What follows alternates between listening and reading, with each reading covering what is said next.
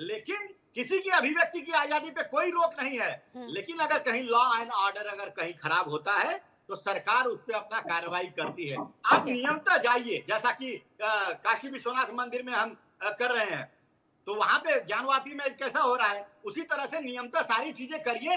सत्ता शासन है, प्रशासन है, कोर्ट है, कचहरी है, वो सारी न्याय व्यवस्था होगी। अयोध्या में देखा आपने किस तरह से कोर्ट का फैसला आया और वहां पे भव्य रामलला का मंदिर बन गया। उसी तरह काशी में भी होगा, उसी तरह मथुरा में भी होगा।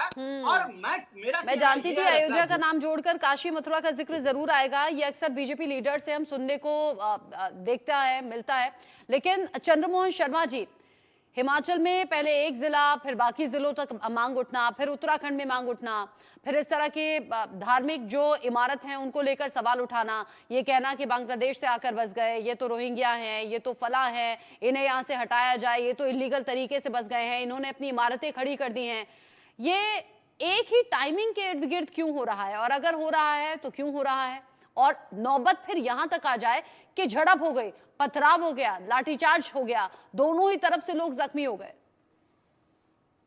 देखिए रचना जी, एक ही टाइमिंग पे नहीं हो रहा है, ये एक ही उस जगह का हो रहा है जहाँ भाजपा की सरकार क्यों है, वहां क्यों हो रहा है। हिमाचल में भी हुआ। और उस देश के अंदर क्यों हो रहा है, जिस देश के अंदर एक मजबूत शासक, 56 इंच की नेतृत्व रखने वाले देश के प्रधानमंत्री, 350 का आंकड़ा लेने वाली भाजपा, 300 का लेने वाली 240 अल्पमत में आने वाली सरकार के रहते हुए भी हिंदू खतरे में 11 साल गुजर जाने के बाद।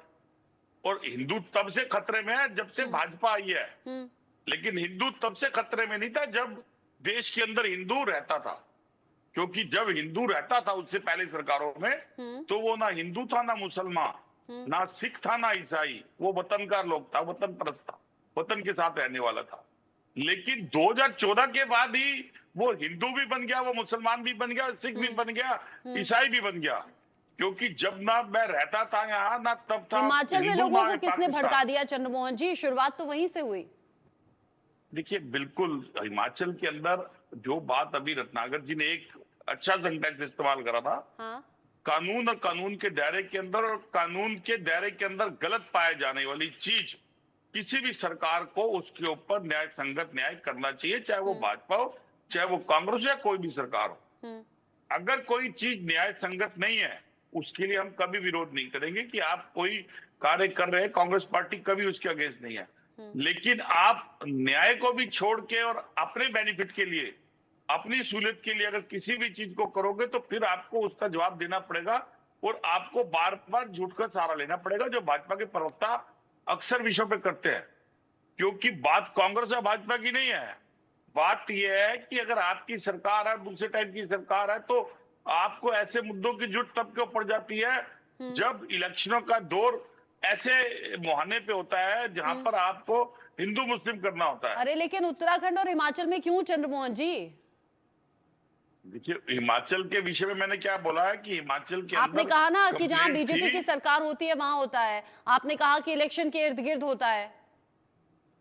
देखिए हमारे एक मंत्री ने क्या बयान दिया था, उन्होंने कहा था कि अगर कानून के दायरे के अंदर, कानून में नहीं है तो मस्जिद गिराई जाएगी, और सबको साथ लेके उस मस्जिद के ऊपर उस चीज का एक विषय तैयार करा गया, और उसके लिए सबने सम्मति से एक सहमति बनाई। हाँ। क्योंकि वहां पर उसकी कंप्लेंट थी, अनऑथराइजेशन था, वो कानून के दायरे के अंदर था, वो किसी भी धर्म के लिए हो, चाहे वो हिंदू धर्म हो, चाहे मुस्लिम धर्म हो, चाहे ईसाई धर्म हो, सिख धर्म हो, वो एक धर्म के लिए नहीं। लेकिन अगर आप एक ही धर्म को टारगेट करके एक ही धर्म के व्यक्ति को कपड़ों से पहचाने जाने की बात करें, गोली मारो सालों की बात करें, हाँ। और अभी तो लेटेस्ट है, देश के उपराष्ट्रपति क्या विदेश ना जाए बच्चों की बात करते हैं, और उनके बच्चे विदेश में पढ़ते हैं, और वो इनकी नीतियां ही नहीं समझ आती आज देश के अंदर।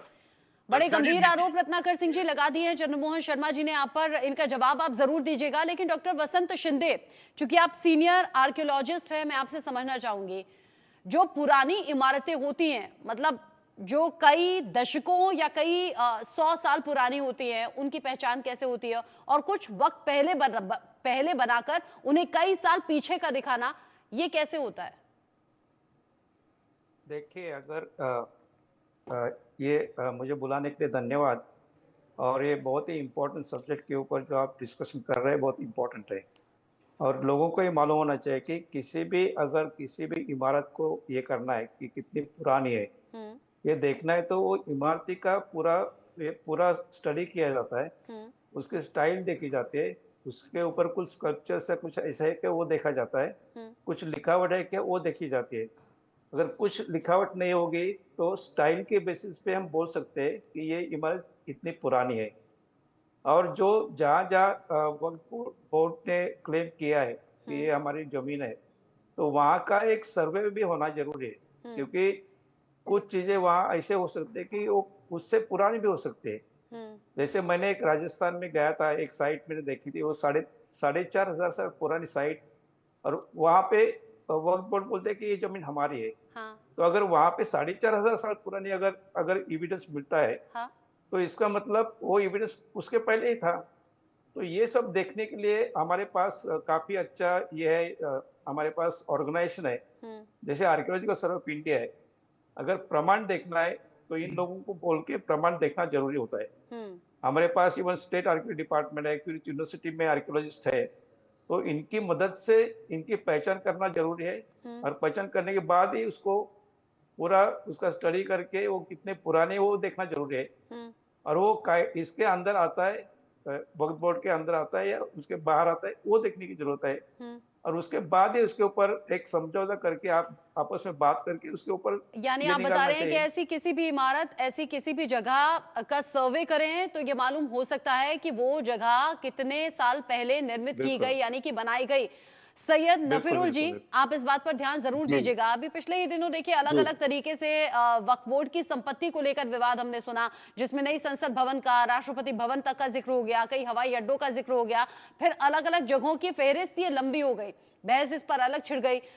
ये कहा जाने लगा कि नहीं ये तो हमारी संपत्ति है, फिर एक अलग लॉजिक दिया गया कि भाई 1400 साल पुराना तो इस्लाम ही है, फिर कैसे आप उससे ज्यादा पुरानी जो इमारतें हैं उस पर अपना दावा ठोक सकते हैं। खैर ये एक अलग सी बहस है, लेकिन मैं ये पूछ रही हूँ पिछले कुछ वक्त में ये बहस इतना ज्यादा बढ़ क्यों गई है? हम एक ऐसे देश में रहते हैं ना जहां हर धर्म के लोग एक साथ मिलकर चले, फिर कौन है जो भड़काने का काम कर रहा है? देखिए सबसे पहले मैं सभी लोगों का खैर मकदम करता हूं और वेलकम करता हूं आपके इस प्लेटफॉर्म पे कि आपने मुझे मौका दिया अपनी बातों को लोगों तक पहुंचाने के लिए। मैं तीन बातें बहुत कम वक्त में स्पष्ट करना चाहूंगा, चाहे वो हिमाचल की सरजमी हो, उत्तराखंड हो या उत्तर प्रदेश हो। अगर इन राज्यों में चाहे किसी की भी सरकार हो, हुकूमत हो, अगर इन राज्यों में मस्जिद को लेकर या मंदिर को लेकर अगर कोई विवाद हो रहा है या विवाद करने की कोशिश की जा रही है कि ये अवैध तौर पे निर्माण किया गया है या इसकी कोई मान्यता नहीं है, तो इसकी जांच और इसकी जो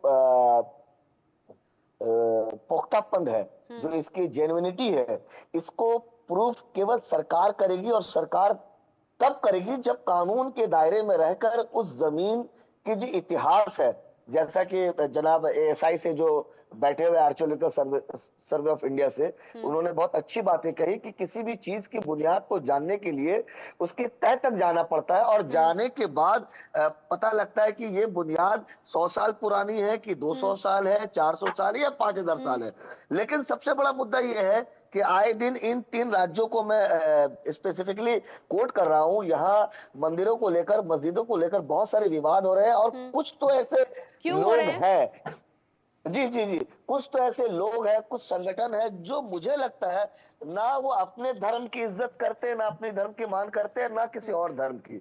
और यही वजह है जो वो अपने आपे से बाहर होकर किसी एक विशेष राजनीतिक दल नफीरुल का साहब, अगर आप शिकार। इतना खुलकर बात कर रहे हैं, आप नाम ले सकते हैं, नेशनल टेलीविजन पर है आप, और अगर तीन राज्यों में जी, जी, ये जी। बात सरकार के लिए, पुलिस के लिए, प्रशासन के लिए सरदर्द बनी हुई है, तो नाम ले दीजिए ना, आसान होगा जी, जी, पहचानना और एक्शन लेना। जी जी, मैं नाम ले रहा हूँ। देखिए मैं आपको बता दूं, अभी जो मेरे पास आंकड़ा है, दिल्ली में लगभग 60,000 इलीगल ऐसे स्ट्रक्चर हैं जिनमें मंदिर, मस्जिद और बहुत सारे बड़े बड़े मकाने बनी हुई हैं। और मुझे लगता है कि जब ये वक्फ बिल का जो प्रपोजल हुआ है, मुझे लगता है इस वक्फ बिल को लाकर कहीं ना कहीं कुछ ऐसे मुसलमान हो या कुछ ऐसे हिंदू उद्योगपति हो जो किसी भी सरकार को बनाने में पीछे से सपोर्ट करते हैं, ये उन्हें बचाने की कोशिश की जा रही है। ये पहला सवाल।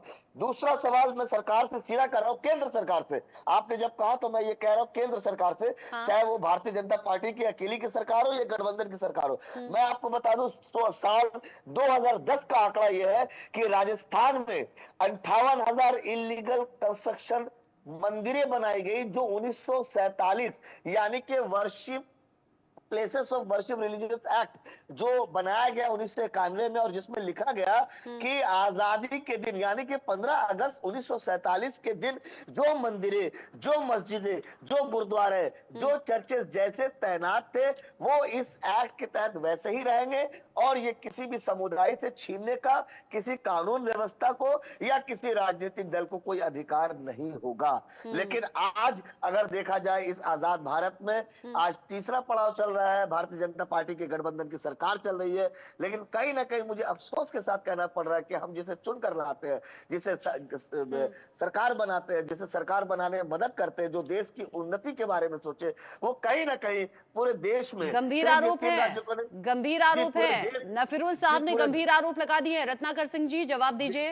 मैंने गंभीर मैं आपको दलीलों के साथ कह रहा हूं। देखिए रचना जी मैं इनकी बातें सुन रहा था, मुझे भी उतना ही समय दीजिएगा, ज्यादा नहीं लूंगा।